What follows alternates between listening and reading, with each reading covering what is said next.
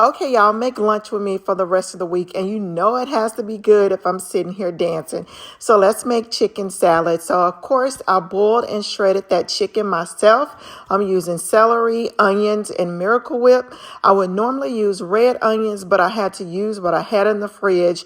And no, you're not going to see any apples, grapes, or pecans or eggs in here. And I usually eat this with crackers, but I decided to use a warm toasted croissant, and it was absolutely delicious. I added some grapes on the side, but it's not in that chicken salad. And of course, I had to try it with the cracker. It is absolutely delicious.